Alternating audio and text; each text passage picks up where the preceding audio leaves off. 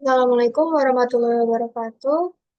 Perkenalkan, nama saya Ardelia Fania Salma dengan NIM G002132 dari kelompok B5. Izin menjelaskan mengenai laporan anatomi blok 2.1.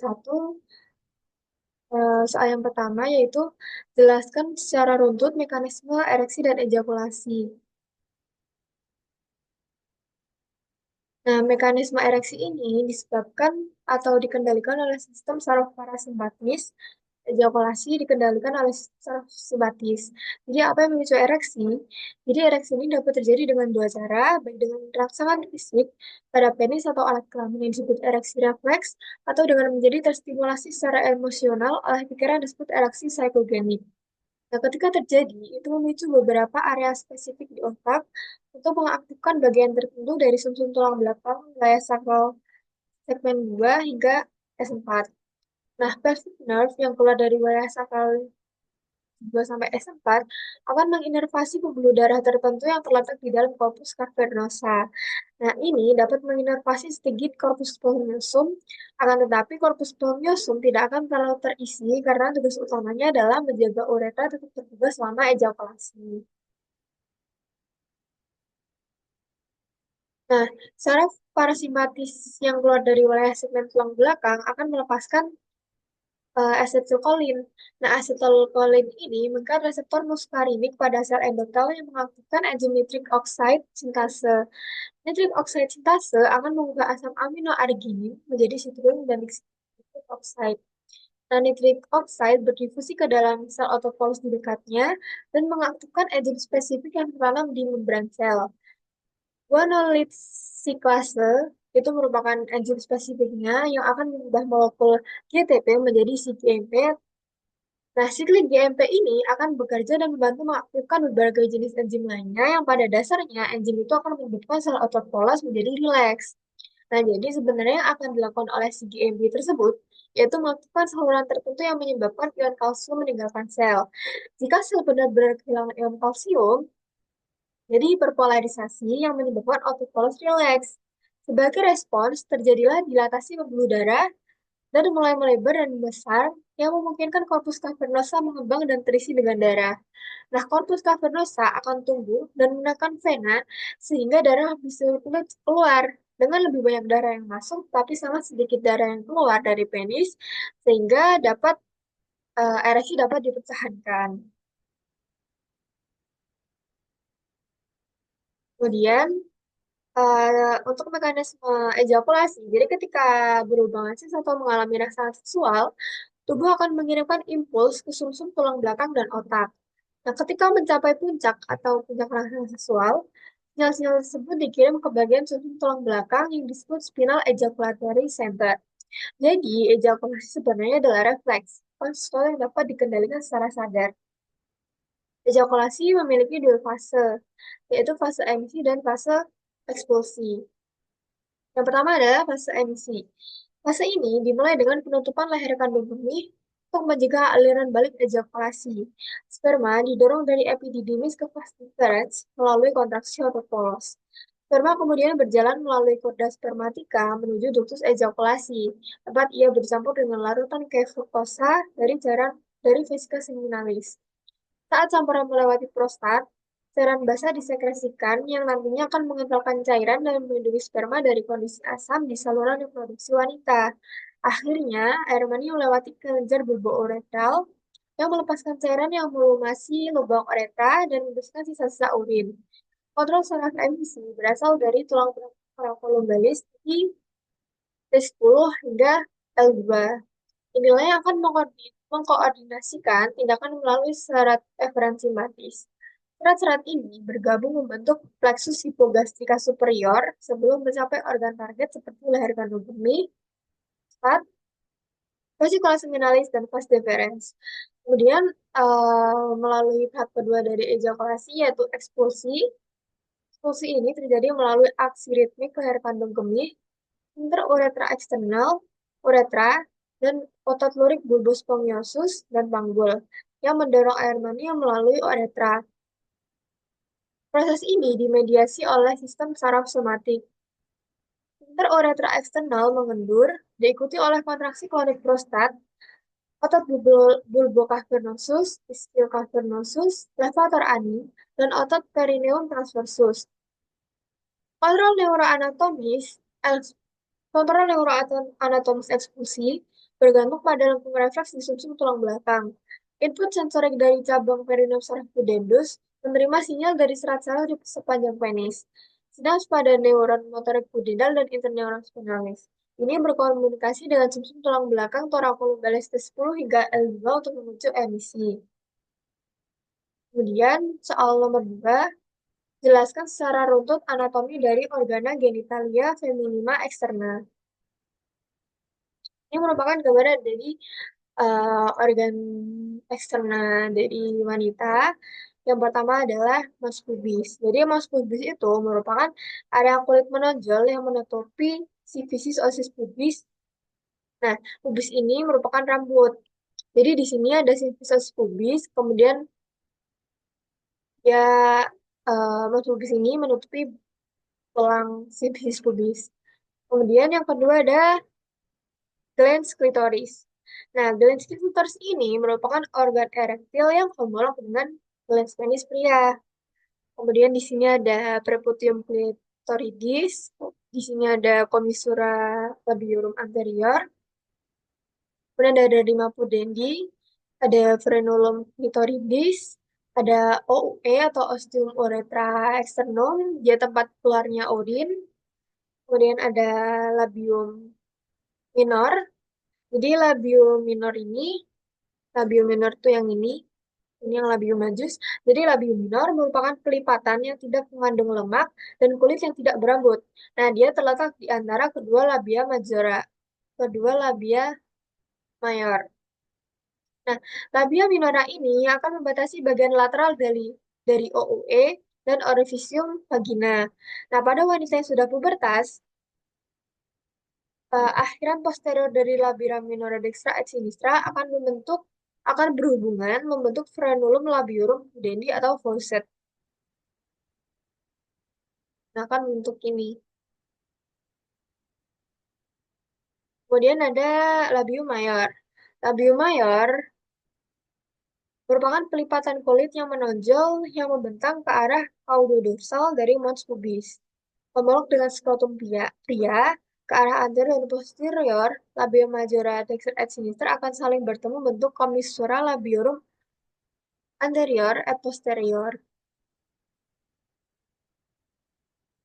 Kemudian di sini ada muara ductus para uretralis.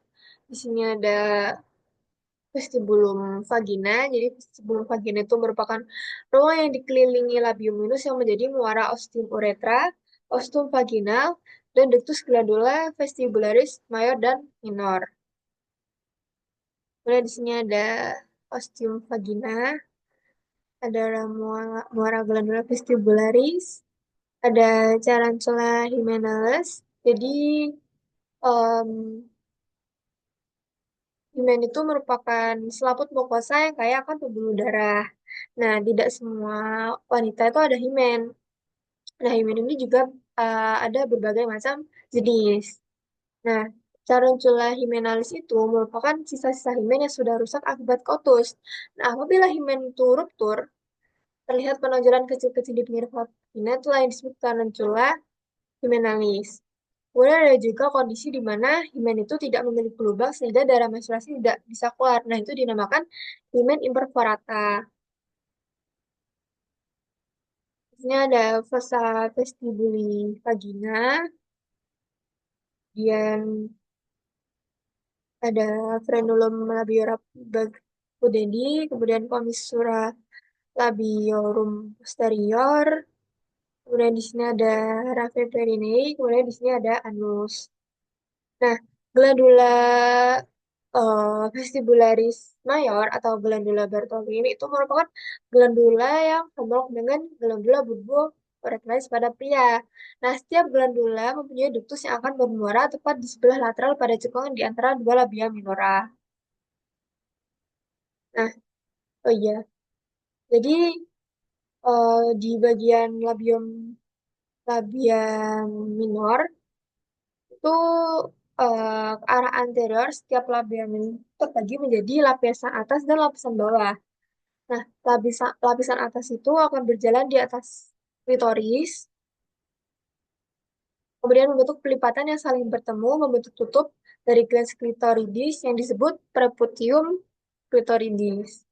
Kemudian pada lapisan bawah berjalan di bawah klitoris dan saling bertemu membentuk frenulum klitoridis. Kemudian soal yang nomor 3, jelaskan anatomi dari REN beserta vaskularisasi dan inervasinya. Jadi REN itu sendiri fungsinya untuk yang pertama adalah menyaring darah dari zat-zat yang tidak diperlukan tubuh dan mengeluarkannya sebagai urin atau ekskresi. Yang kedua, mengatur keseimbangan air, elektrolit, dan asam basa darah. Dan yang ketiga adalah sebagai fungsi endokrin, eritropoietin menghasilkan eritrosit, kemudian enzim renin, dan kalsitriol. Nah, berdasarkan posisi anatomis REN, dia itu merupakan organ retroperitoneal. Nah, di bagian atas ini terdapat glandula adrenal, bagian polus superior. Kemudian letak skeletopisnya untuk REN sinister, tinggi bagian VTH 12 sampai inferior vertebra lumbar 3. Vertebra lumbar 3. Kemudian untuk Cran Dexter, dia lebih rendah setengah vertebra karena adanya pendesakan lobus hepatis Dexter. Nah, kemudian struktur dari REM, yang pertama ada cortex renalis, ada dua bagian yaitu cortex renalis dan medula medula renalis. Nah, cortex renalis ini terdiri dari columna renalis bertini dan arcus corticalis. Nah, kolomna renalis bertini ini merupakan struktur di antara piramidis renalis. Dan untuk arcus corticalis, dia merupakan lengkungan yang menghubungkan antar kolomna renalis. Dan di bagian medula renalis, terdapat beberapa struktur. Yang pertama ada piramida renalis. Ini piramida renalis. Dia merupakan massa yang berbentuk konus. Kemudian ada papilla renalis. Ini merupakan apex dari medula renalis yang menghadap sinus renalis. Kemudian ada calyx minor. Di sini calyx minor. Nah, calyx minor ini masing-masing terhubung dengan eh, satu atau lebih papilla renalis. Kemudian untuk calyx mayor, ini calyx mayor merupakan gabungan dari calyx minor. Lalu ada pelvis renalis ini gabungan calyx mayor yang akan menjadi ureter. Kemudian ada sinus renalis, bagian sini itu merupakan pelebaran dari hilus.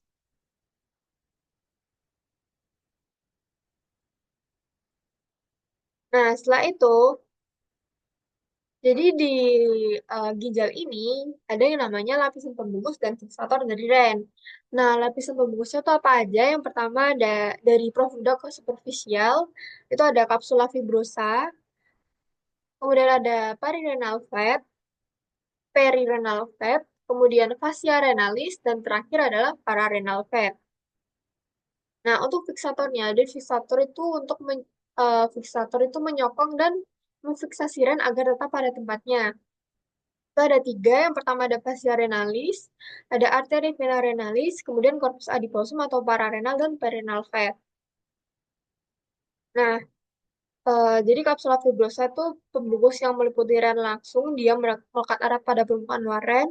Kemudian perirenal fat itu merupakan lemak yang meliputi kapsula fibrosa dan pembuluh darah yang masuk ke ren.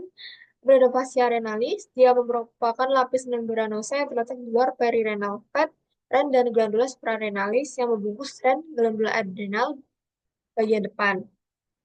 Nah, kemudian ada pararenal fat. Nah, setelah itu, Jadi di REN ini juga ada struktur eksternal dan internal. Nah, struktur eksternal itu terdiri dari fasies, ada anterior dan posterior, kemudian ada polus atau ekstremitas superior yang berhubungan langsung dengan glandula suprarenalis.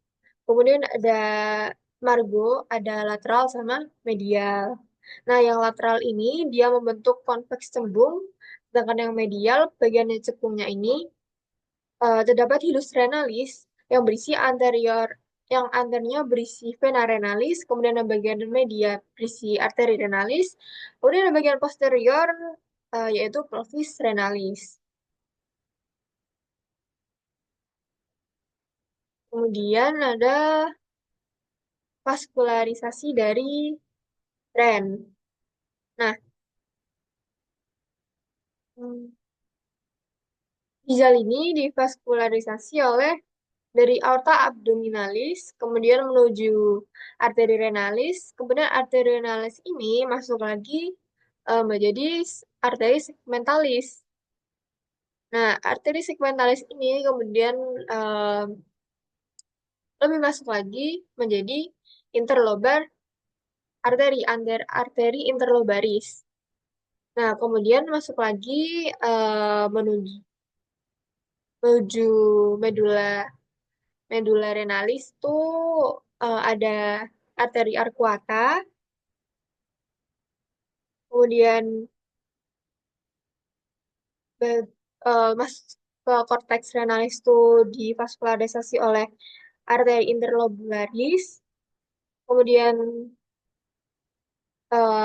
arteri aferen glomeruli, dia yang membawa darah ke glomerulus, kemudian glomerulus.